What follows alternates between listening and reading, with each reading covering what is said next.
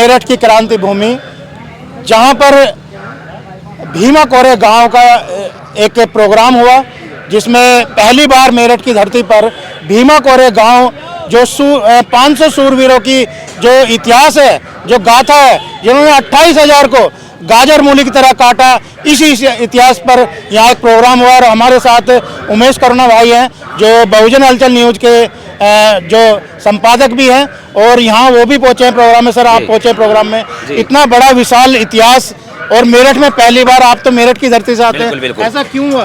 ये दरअसल हमारे समाज जब जब जागरूक होगा तब ऐसा एक शुरुआत होगी। आज समाज के अंदर खासतौर पर सोशल मीडिया का बहुत बड़ा योगदान है। सोशल मीडिया के जरिए हमारे समाज के अंदर एक बहुत बड़ा परिवर्तन हो रहा है, बहुत बड़ा सुधार हो रहा है, लोग जागरूक हो रहे हैं।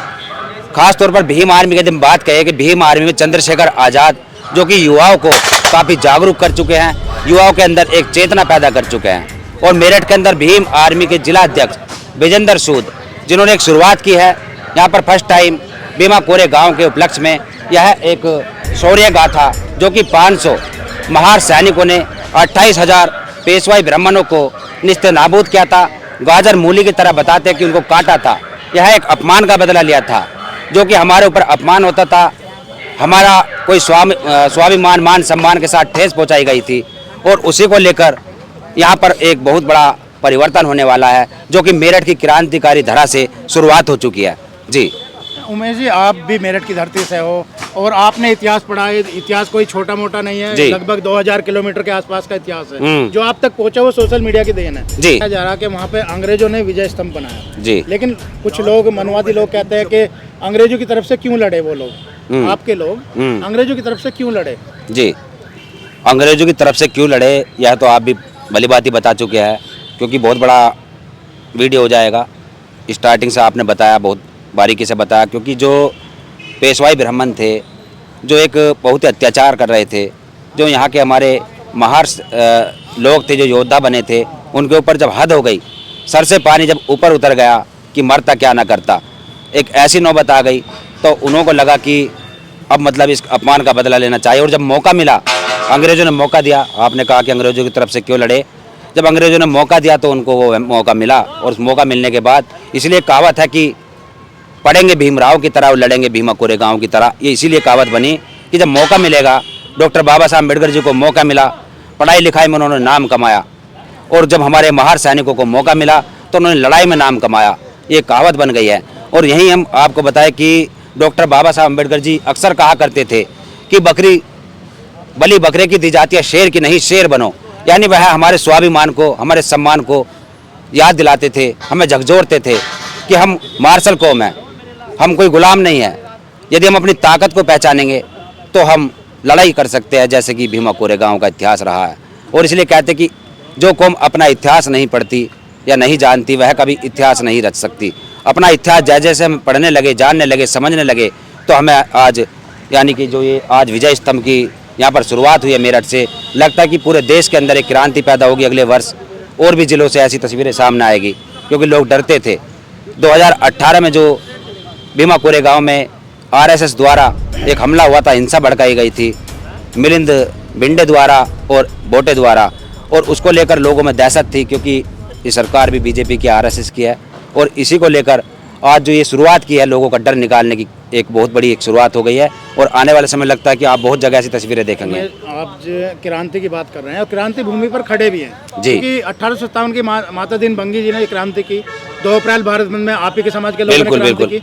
तो ऐसा हो सकता है क्या, इस क्रांति भूमि पर विजय स्तंभ बन सकता है? हाँ, बिल्कुल बन सकता है। अभी हमारे बुलंदशहर में 2 अप्रैल जो दंगा हुआ था, जो 2 अप्रैल में हमारा SC/ST एक्ट के विरोध में हमारे समाज के 2 युवक मेरठ की धरती से, क्रांतिकारी धरा से, मेरठ से शहीद हुए थे। और उन्हीं को लेकर बुलंदशहर के अंदर BP अशोक, जो कि IPS अधिकारी है, उन्होंने 13 हुए थे टोटल।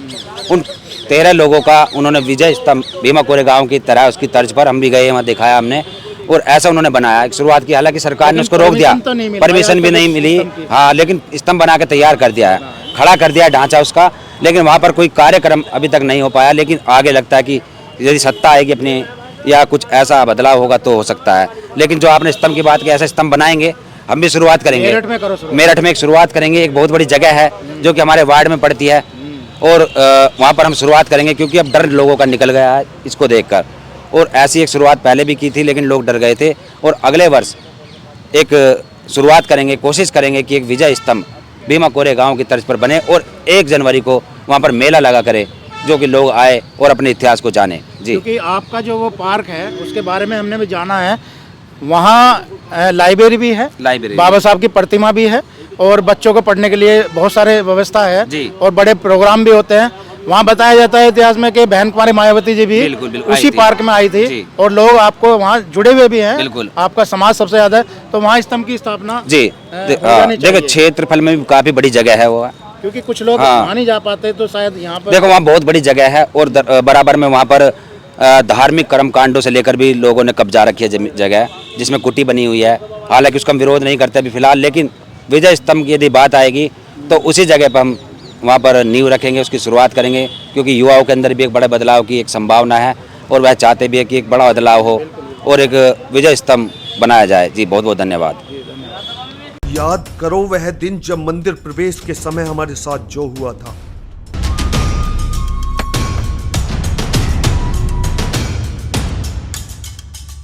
हमें अछूत कहकर अपमानित किया, लेकिन हमने भी साबित कर दिया कि हम इस देश के शासक हैं। हमारे पूर्वजों को छल से, कपट से पराजित करके हमारी सारी संपत्ति, हमारी सारी विरासत लूटी।